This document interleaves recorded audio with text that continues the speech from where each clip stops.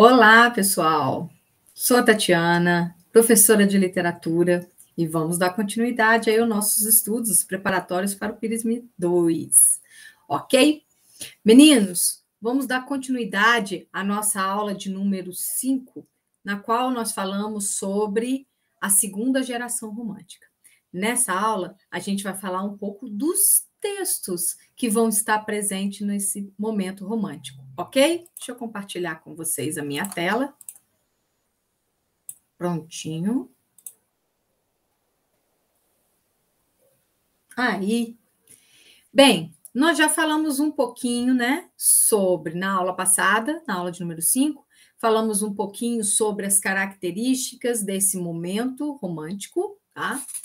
Então, primeira geração, a gente tem o momento nacionalista, o momento indianista, momento propício para se criar aquela identidade cultural, fazer essa separação Brasil-Portugal. Mas e o segundo momento do romantismo? Como é que ele se dá? Bem, nesse segundo momento, a temática, o foco é outro.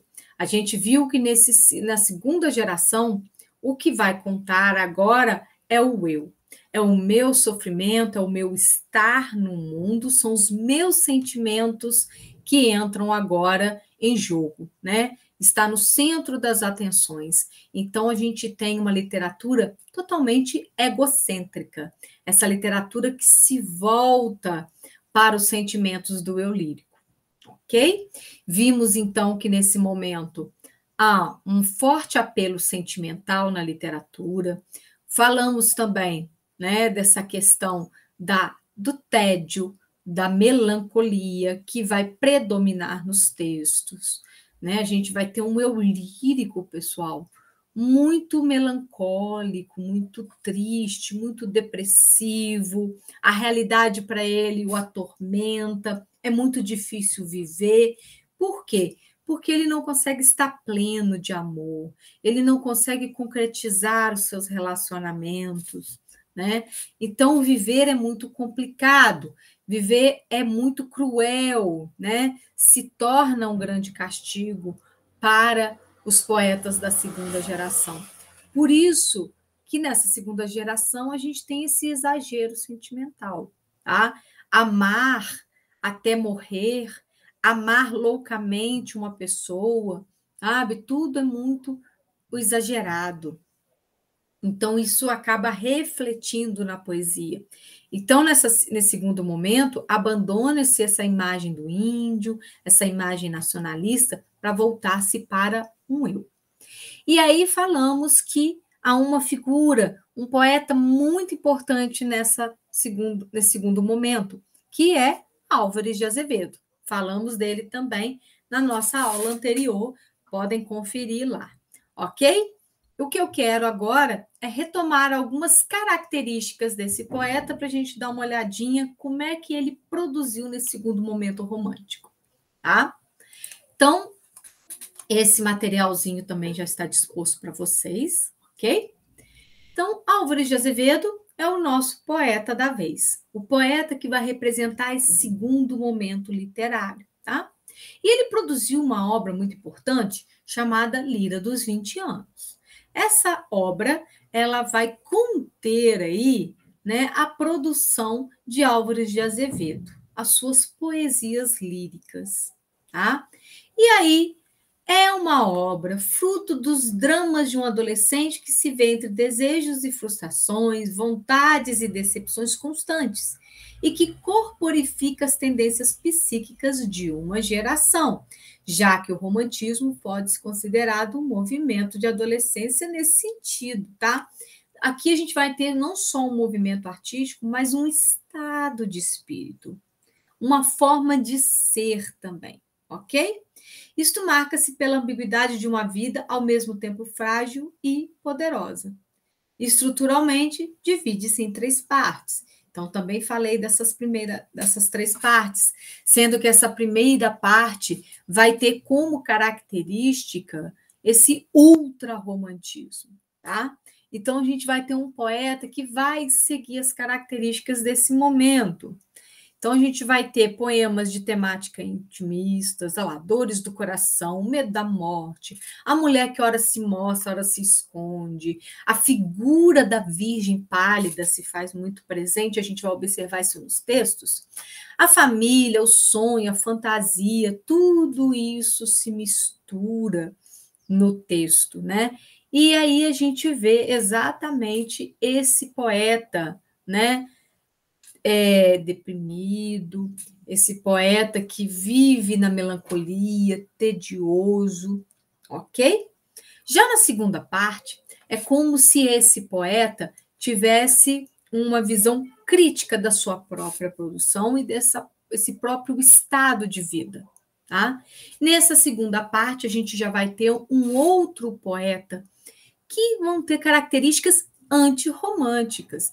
É como se ele visse e olhasse assim: nossa, eu acho que eu estou exagerando nos meus sentimentos, eu acho que eu estou exagerando nas minhas fantasias.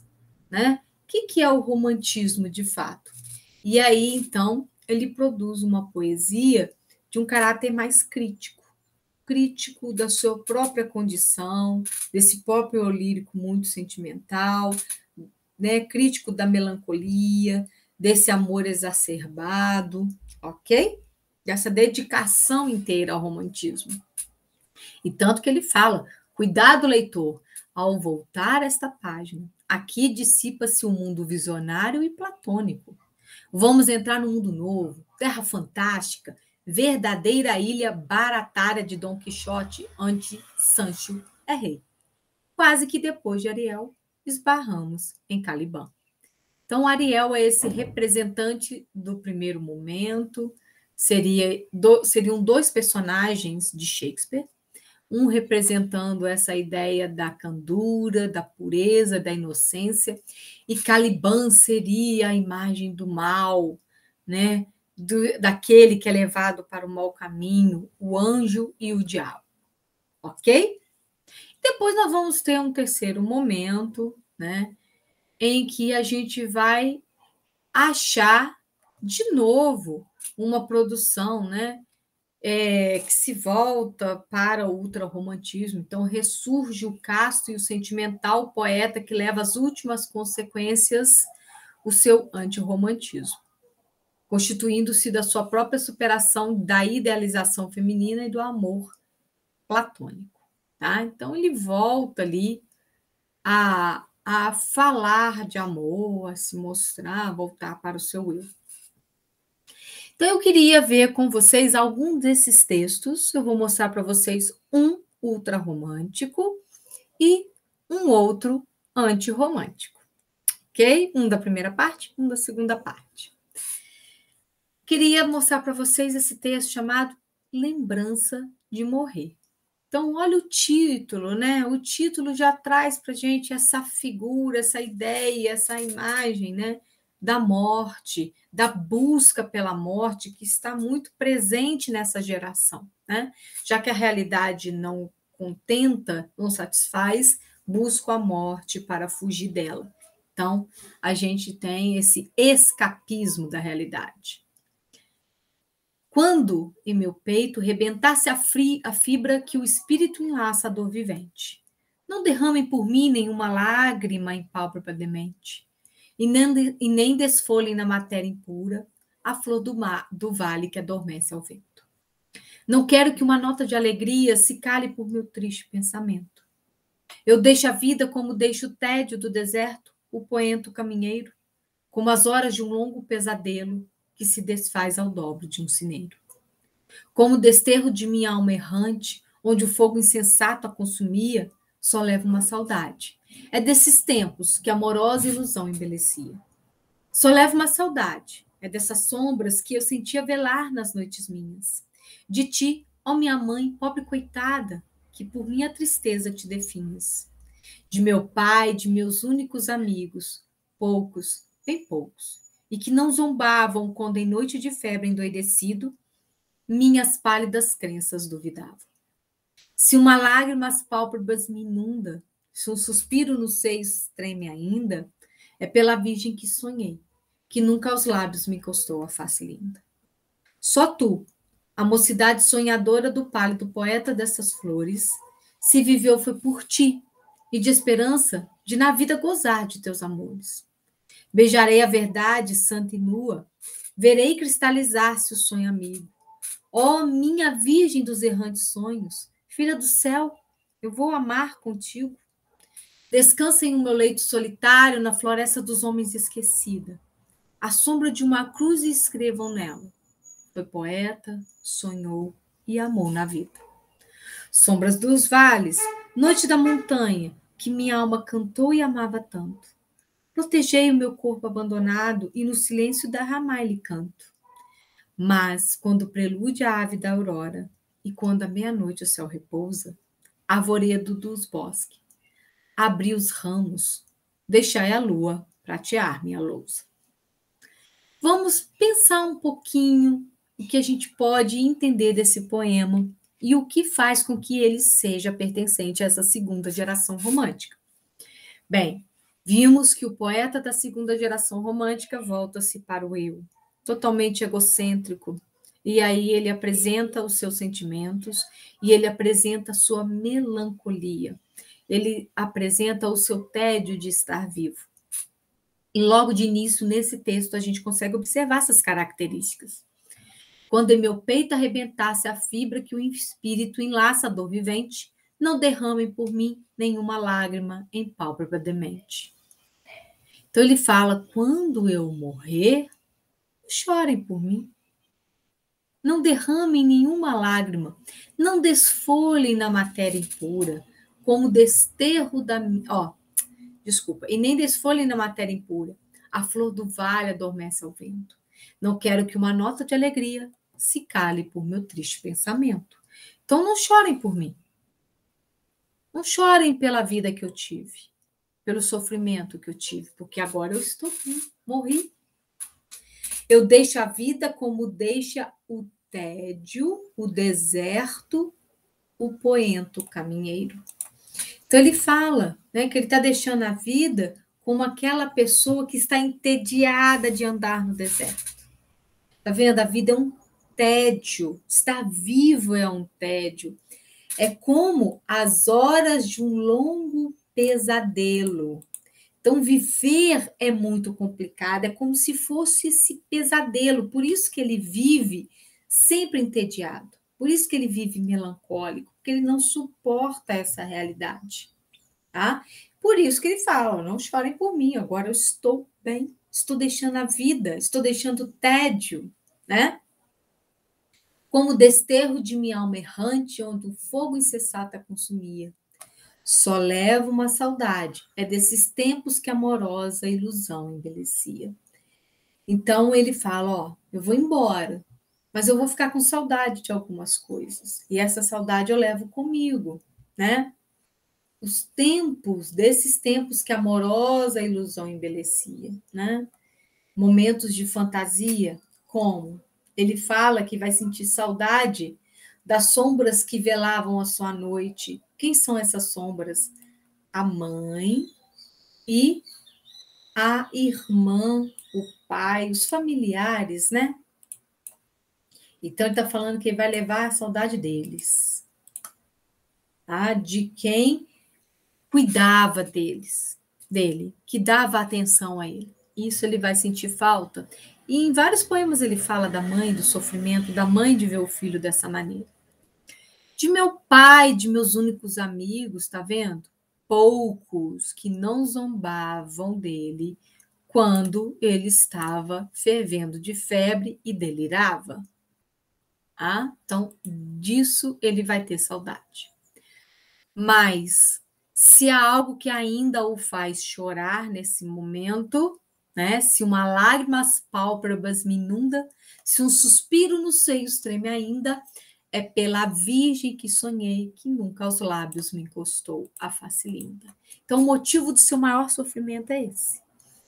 É essa figura feminina que está em seus pensamentos, é toda idealizada e que ele nunca teve a oportunidade de tocá-la. Claro que não, vive nos seus sonhos, né? É um ser idealizado É como se essa figura feminina fosse um espírito. Então, se ele morre, ele pode se tornar espírito. É a maneira dele concretizar esse amor. Tá vendo? É a virgem que sonhou e nunca lhe encostou os lábios. Ele nunca teve contato com ela. É a virgem dos seus sonhos. Olha que figura feminina imaculada também, idealizada, né? Só tu, a mocidade sonhadora do pálido poeta destas flores, se viveu foi por ti e dá esperança de gozar na vida de teus amores. Então, se ele se mantinha vivo até ali, é porque ele pensava que poderia gozar desse amor, mas pelo visto ele não consegue. Beijarei a verdade santa e nua, verei cristalizar-se o sonho amigo. Ó, minha virgem dos errantes sonhos, filha do céu, vou amar contigo.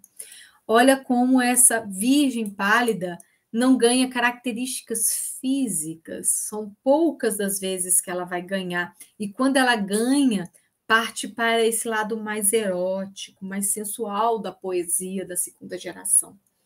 Né? Por enquanto, ela é a virgem que vive nos sonhos e é a filha do céu. Tá vendo? É essa ideia muito espiritual dessa figura feminina. E aí ele pede para que descanse o seu leito, né? O seu corpo na floresta dos homens esquecidos. Ou seja, vai descansar o seu corpo no cemitério, na sombra da cruz, falando que ele foi poeta, sonhou e amou na vida. Né? E aí ele fala, né, das sombras do vale, da lua que ele tanto cantou, né, dos elementos noturnos que ele tanto elogiou, né? Que agora, no momento da noite, quando a lua aparecer no céu, possa então iluminar a sua lousa, o seu túmulo, né? Olha só como é um poema muito mais fechado, né? Diferente dessa primeira geração. É um poema em que ele coloca todo o seu sentimentalismo presente no texto. Ok até aqui? Vamos dar uma olhadinha, então? Tem outros poemas aqui que vocês vão poder acompanhar, né? Poder ver. Mas eu queria mostrar para vocês agora um poema dessa segunda parte do autor. Nessa segunda parte em que ele se mostra mais crítico da sua obra, desse sentimentalismo, em que ele se mostra mais debochado, mais irônico, em que ele se sacaneia, né? Em que ele vai ironizar a si próprio. E aí temos um poema chamado É Ela. Tá? Olha só. É ela, murmurei tremendo, e o eco ao longe murmurou é ela. Eu a vi, minha fada aérea e pura, minha lavadeira na janela. Aqui a gente já percebe que ele muda essa figura feminina. Enquanto no outro poema é a virgem pálida, é a virgem dos sonhos, é a filha do céu, é o anjo lindo, aqui é a lavadeira. Então, antes um ser espiritual, agora uma mulher de carne e osso e uma simples lavadeira. Dessas águas furtadas onde eu moro, eu a vejo estendendo no telhado os vestidos de chita as saias brancas. Eu a vejo suspirando enamorado. Olha como é que ele desmancha essa idealização feminina, né? Porque ele agora coloca essa lavadeira estendendo os vestidos de chita. Não é nem seda, não é nenhum tecido nobre, é um tecido comum, né? E ele fica olhando, admirado para essa figura. Esta noite eu ousei mais atrevido nas telhas que estalavam aos meus passos e espiar meu venturoso sono, seu venturoso sono, vê-la mais bela de Morfeu nos braços. Então ele vai para olhar a lavadeira dormir. Olha a cena que ele descreve, vê se não é engraçada a cena, né? Não é debochada a cena. Como dormia, que profundo sono tinha na mão o ferro de engomado, como roncava maviosa e pura, quase caí na rua desmaiado. Aqui a gente percebe que ele descreve uma cena irônica, né? Debochada, porque ele fala que ela dorme, e ela dorme segurando o ferro de passar roupa. Ela dorme roncando, né? Olha como é que ele destrói a idealização. É uma outra figura feminina aqui, né? Não é a bela que evapora o cheiro das rosas, né? Que a vê sonhando e suspirando de amor, não. Vê roncando, vê segurando o ferro de passar roupa, né? Olha que imagem diferente. Afastei a janela, entrei medroso, palpitava-lhe o seio adormecido. Fui beijá-la.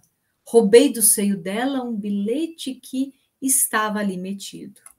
Ah, de certo pensei, é doce página, onde a alma derramou gentis amores. São versos dela, que amanhã de certo ela me enviará cheio de flores. Tremi de febre, venturosa folha, que empopasse contigo neste seio. Como Otelo beijando a sua esposa, eu beijei a tremer de devaneio. Ou seja, né, ele fala que vai pegar um bilhete que ele vê no meio do seio dela. Né? Ele olha como se ele quisesse beijá-la e de repente ele vê um bilhete. Aí ele imagina, ai, é uma carta de amor para mim. Essa mulher está apaixonada por mim também. Com certeza amanhã ela vai me entregar, né? Vai me dar de certo, olha lá, tá vendo? E me enviará cheia de flores.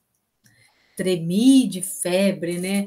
Olha como é que ele vai zombando do estado romântico. É ela, repeti tremendo, mas cantou nesse instante uma coruja.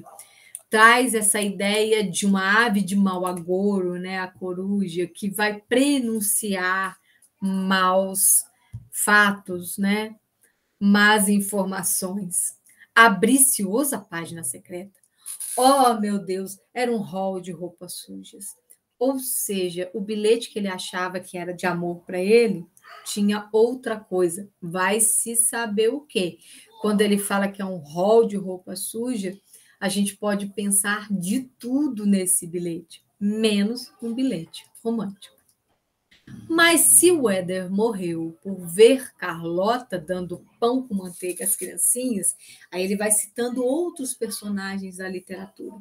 Se achou-se mais bela, e eu mais te adoro, sonhando te lavar as camisinhas. Não tem problema, eu te perdoo por esse, né? Vai saber se esse bilhete não era para outro homem, né? Mas ele fala assim: não tem problema, eu te perdoo. Eu fico sonhando em ver você lavar e pendurar as coisas no varal. É ela, meu amor, minha alma, a Laura Beatriz, que o céu revela.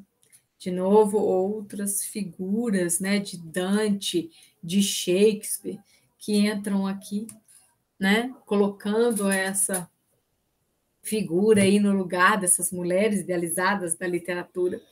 Só que ela não é, né? Ele está zombando, a gente vê o deboche aqui.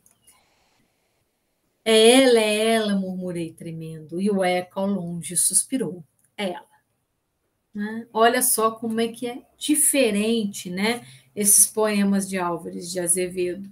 Por isso, ele foi um grande poeta, foi um grande representante, quando ele traz essa poesia muito sentimental, em que ele coloca as características da segunda geração aqui, mas também foi de extrema criatividade, de extrema competência, quando ele também traz esse olhar crítico para esse momento tão fantasioso.